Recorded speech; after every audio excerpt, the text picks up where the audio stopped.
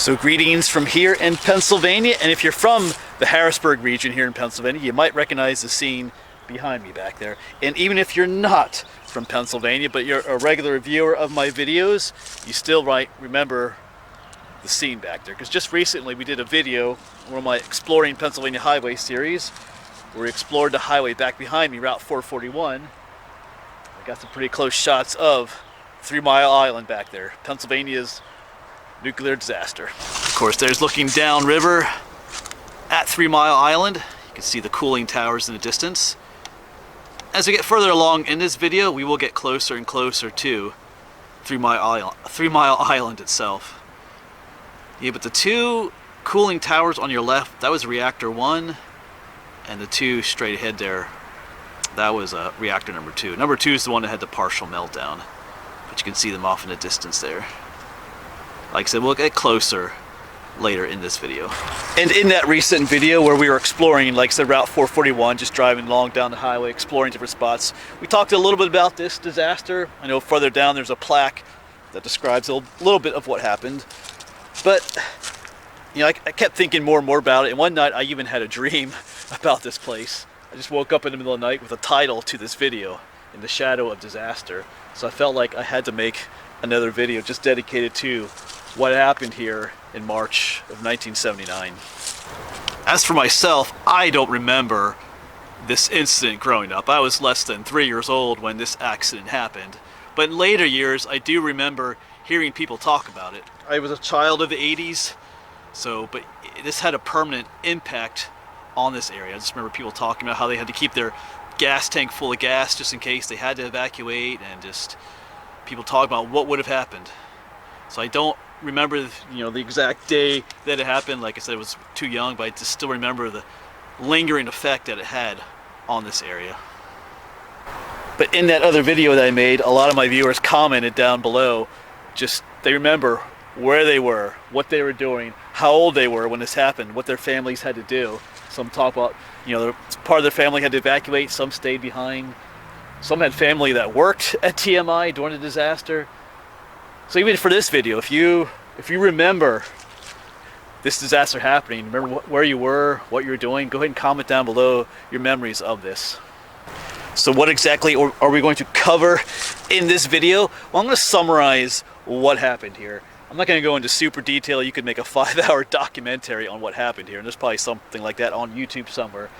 But there's a series of factors that happened that were mechanical errors and human errors that combined to have this meltdown happen. I should mention too that this was a partial meltdown. It wasn't a full nuclear reactor meltdown like you had to happen in the former Soviet Union at Chernobyl. They were similar events in some ways, but very different in other ways. So I'll give a summary of what happened here, like I said. And I should mention too that there is something called the International Nuclear Event Scale, and the event here at 3 Mile Island was a number 5 on that event scale. I think it goes up to 7. Chernobyl and the other recent disaster in Japan was at Fukushima or something, I forget what it's called, I'll put it down below. Those were level 7 events, but this was a level 5. Still high up there, but not as bad as it could have been. But before summarizing what happened exactly here, I feel like we need to give a bit of a physics lesson on what a nuclear reactor is and what it does. It might help you better understand what happened here. Alright, so like I said, it'd probably be helpful just to give you just a little bit of a physics lesson. I'm not going to go into super detail about how these reactors work, because again, you could probably make a whole 2-hour video on nuclear reactors. But just like a short, summarized little physics lesson. So they're called nuclear reactors because they use nuclear fuel, usually a radioactive substance like uranium or plutonium. And those substances, they go under what's called radioactive decay. A uranium atom will split, it will undergo fission on its own, and it'll split. And in that splitting results in the release of energy, different types of radiation. There's gamma radiation, which is just like pure energy. If you get hit with gamma radiation, that's what gives you like cancer and stuff. But then there's other types. There's alpha and beta particles that are released as well. It's called alpha radiation and beta radiation. And when those particles are released, they hit other unstable radioactive uranium atoms, causing them to split. And then the progression, it's like a chain reaction, goes on and goes on. And those are all releasing heat when they split. And that heat, these reactors are built next to a river, and that heat then is what causes the water to turn into steam, and that steam is what then turns turbines, and those turbines then turn generators, and then those generators produce electricity. So the purpose of a nuclear power plant is to produce power in the form of electricity. Of course, like I said, that chain reaction does need to be controlled. If it gets out of control, it blows. So they have these things called control rods. They lower into the chamber with the nuclear core, and this might not be the best description, but those rods almost act like magnets in a way. Remember I talked about all those beta and alpha particles that are being released? When those are released, like I said, they cause other uranium atoms to like split and release radiation too. But if you put those rods in, those particles are then attracted to the rods instead of the other uranium atoms, which causes the reaction to slow down. So the rods, you might have heard those rods before. They are very important. If you lower the rods all the way in, it stops the reaction usually completely. Of course, there's another purpose for the water here. Like I said, the water is turned into steam, but the water also keeps the nuclear core, it's like a cooling agent. If the core is exposed to air, it'll suffer like a meltdown. So this water is a cooling agent too. The nuclear core of these reactors is completely submerged in this water, and that's how it needs to stay. They're always pumping water into the reactor core to keep it cool and to produce steam. That's extremely important. That's kind of the reason that there's a partial meltdown here at 3 Mile Island. All right, let's head off. Let's see if we can get a little bit closer. I think there's another boat ramp just down the way that we might be able to get a better look, but eventually we'll be right across. The highway goes right across, and there's a historical marker place I can pull over and get a really close look at that spot. As we get closer, I'll tell you, like I said, give a little summary of what happened here, March 28th of 1979. So we're a bit closer now to 3 Mile Island. That's the island itself. You can see the cooling towers there once again. Right across there is the bridge that takes you out to 3 Mile Island. I think there's two of them. There's one at this end of the island, one at the other end. Of course, where we finish out this video, we'll be just up there more, just right across. We'll get a really good look at what's going on in there. Just kind of a beautiful scene of the river here. Of course, if you were here in March 28th of 1979, probably not the best place in the world to be standing, to be honest. So like I said, we'll talk about what happened here in a nutshell, just be a summarization. You could write a whole book, or like I said, or make a whole 5-hour documentary on exactly step by step what happened here. So as I said earlier, what happened here was kind of a combination of mechanical error and human error at the same time. But basically, on the morning of March 28th, about 4 in the morning is when this all started, roughly speaking. But there was a valve. There's all kinds of valves and air lines and water lines going on in that system there. There's a lot of redundancy and backup systems just to make sure everything's working, because if things aren't working correctly, you get a meltdown. And they had all those things here, but of course what happened here also showed some of the deficiencies in the system, the need for more training for the people working here. But yeah, I guess everybody points out there was a valve that wasn't working properly here. It was stuck open, a valve that wasn't supposed to be open. And apparently the light indicating that it was open or closed wasn't working correctly. It indicated that the valve had been closed, and it wasn't. And I guess other things are going on too. There's filters. They filter the water going into the plant, which makes sense. You don't want dirty water going in there. And I guess in the process of cleaning some of those filters, water got in some airlines. Water isn't supposed to be in airlines. And then as a result of the water being in the airlines, things started to shut down. You know, that's what the system is meant to do. If things are not working properly, certain systems started shutting down. So one by one, things started shutting down, and eventually the pumps themselves that pump the water into the plant, you know, to make the steam and to keep the nuclear core cool somewhat, that those pumps shut off. They call it feed water, the pumps that pump the feed water. Those shut off, and that's a big no-no. At that point, the power plant was experiencing what's called a loss of coolant accident. It wasn't receiving enough coolant, and in the nuclear core, which you can't see from here, the temperature started rising and the pressure started rising. What was happening is that a steam bubble was building up inside the core, which you don't want. Because once the bigger that bubble gets, and if you don't have more feed water coming in, parts of the core can be exposed to the air, which is you don't want. That causes a meltdown then. You need the core, you need that reactor chamber to be underwater. Like I said, if it's not, that's how the meltdown happens then. But there were backup pumps that were supposed to work in case the main ones didn't. But I think because, once again, because that valve was open, that wasn't supposed to be, the backup pumps didn't come on either. And at this point, why didn't the workers there realize what was happening? So this is where some, you have mechanical errors. So here's where some of the human error comes in. Apparently, they have all different kinds of alarms that can go off in there, but all the alarms had the same, ring to them. I guess you could say, if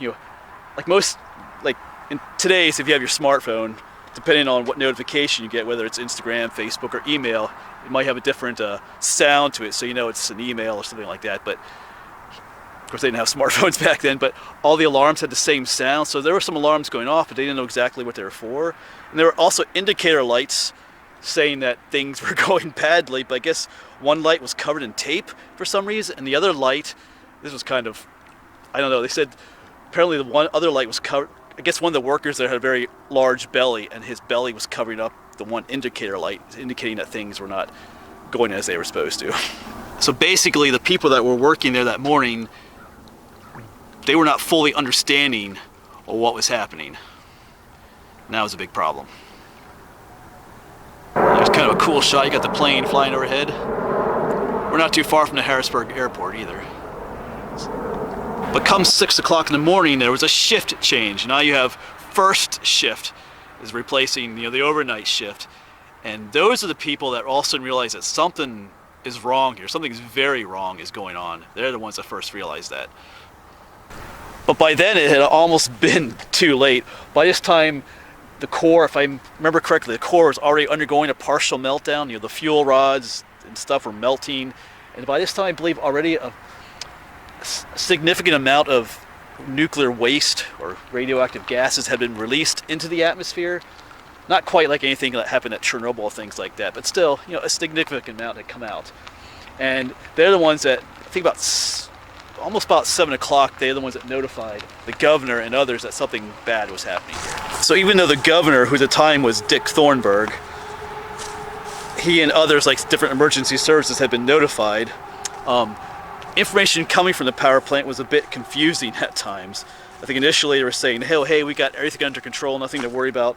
Then a little bit later, they get another message saying, hey, actually things are a little bit more complex here than we first believed. And in other words, they didn't really know if they had things under control or not. But they were alerting the public about what was happening here, though. I think at one point they did issue an evacuation for pregnant women and children under a certain age, like 5 or something like that. About 140,000 people did evacuate the area. All right, but let's go ahead and get right across from the power plant. Get the best view of all. And then here is that view I promised. I believe that is reactor 2. That's the one that failed. But the reactor core is the building right there. And that's TMI 1 over there. But here is the historical marker that we read in the last video, but we'll take a look at it again. March 28, 1979, for several days thereafter, result of technical malfunctions and human error. 3 Mile Island's Unit 2 nuclear generating station was the scene of the nation's worst commercial nuclear accident. Radiation was released, part of the nuclear core was damaged, and thousands of residents evacuated the area. Events here would cause basic changes throughout the world's nuclear power industry. Yeah, so this is what it looks like today. Like I said, that building right there, let me zoom on that one. I believe that is where the core was. The meltdown occurred right in that building there. It's encased in concrete. I could be wrong, but I'm pretty sure. You can see the same, sorry about the traffic, you can see the same type of building over there. But Reactor 1 continued to operate up until 2019. And cleanup here didn't end till 1993. So quite a few years to clean a mess up. And as to how much radiation was released and as to what effect it had on the general populace here, that's still up for debate. You know, some sources say that minimal amounts of radiation were released and caused no serious harm to the people in the area. One account said that the radiation released here was less than what you would get when you get a chest ray exam. Then other sources indicate that there were higher rates of thyroid cancer in the area, you know, after this date of this happening. So I think that's still up for debate, like I said, exactly how much damage, how much radiation was released and what the damage was to the people living in the area. Got some construction work going on there. But yeah, left quite a lasting legacy in this area. And because of this, anti-nuclear sentiments were raised, I guess you could say. Nuclear power is being touted as, you know, cheap and safe. But then when something like this happens, it causes people to think twice about that safeness. So just one last look from this perspective. I think we'll head back upriver where it's a little bit quieter to finish out the video. But yeah, like I said, it's no longer operating, shut down in 2019. But quite the iconic view in this area. All right, so we were back where we started with the power plant ways downriver. But yet in the end, a major disaster was averted, although it could have become a major disaster. But in the end, that didn't happen.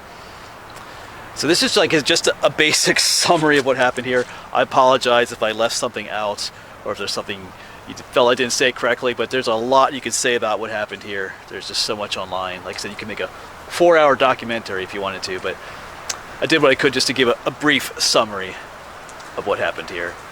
Like I said, it could have been worse, you know, on the scale of Chernobyl or something like that. The disasters are similar, but the power plants are built differently too. I showed you those smaller concrete structures where the core was. If I remember correctly, the one over in Chernobyl in the former Soviet Union didn't have a concrete shell around it. So when it had a meltdown, of course the meltdown there was much more than what happened here, all of the gas and radiation it produced, that meltdown, was released. Here it was contained somewhat within that concrete structure. So there are differences between the two, but like I said, it could have been a whole lot worse here. Like I said earlier, this does take on a personal note for me as well. Although I didn't grow up necessarily within the shadow of this disaster, the farm I grew up on was within, you know, in a straight line is 30 miles, almost exactly 30 miles from this point. Last night on Google Maps I measured the distance. It was almost exactly 30 miles from here. So if there had been a much more major disaster here, like a level 7 event where, you know, the top blew off that concrete building and plumes of radioactive fumes were released, more than likely my family would have had to evacuate the area as well, because, you know, the Chernobyl area over in the former Soviet Union, you know, there's a vast area that had to be evacuated, and to this day is just uninhabitable. So my farm where I grew up on, and all of my friends and people that I knew, we wouldn't be living here in this area. Of course, like I said, the state capital of Harrisburg is just up there too. They would have had to move the state capital. You know, I teach down here in Lancaster County at several places. Those places, you know, wouldn't necessarily exist anymore. They'd be ghost towns probably. All the people I know, I have friends that live down there, friends that live here or there, you know, so it would have been totally different if a major disaster had happened here. So in the end, I'm glad that didn't happen. I'm trying to remember, I feel like I do remember family members talking about that, how even though we weren't right next to 3 Mile Island, we probably would have had to have moved. Like I said, I was a child of the 80s, so sometime during then. Like I feel like I was too young to comprehend exactly what had happened here, but it still sticks in my memory. So if you have your own memories of what happened here, like say what you were doing, how old you were and all that stuff, feel free to share down below in the comments. I'm just kind of standing out here taking pictures and just realizing it's kind of a gloomy day out here on the river. You do have the sun trying to shine through the clouds, but with the power plant in the distance, let me zoom in a little bit. Some kind of cool shots. Kind of has that foreboding atmosphere. sense the dark clouds, and I mean, just picture an explosion happening out there, and yeah, I'd be in a bad spot. But to say the least, changes were made after this disaster. All around the world, changes were made to the nuclear power industry. Like I said, there was a combination of mechanical error and human error, and they did learn. The world learned. And once again, remember, this could have been far worse than what it was. But it was a lesson for us all in a way. So just one last shot of the power plant down there. Like I said, it's no longer functioning at all. Normally you would see steam coming out of at least the cooling towers for reactor 1, but that's not happening. Shut down 2019. But I think that'll be it then, folks. Like I said, there's probably more I could have said, maybe more I could have said better, but there's a whole lot of information online about what happened here. You can learn more if you want to. I feel like I did the best I could. All right, but here we are, still standing in the shadow of disaster, Pennsylvania's nuclear meltdown, 3 Mile Island. All right, folks, thanks for watching, and hopefully we'll see you on the next one.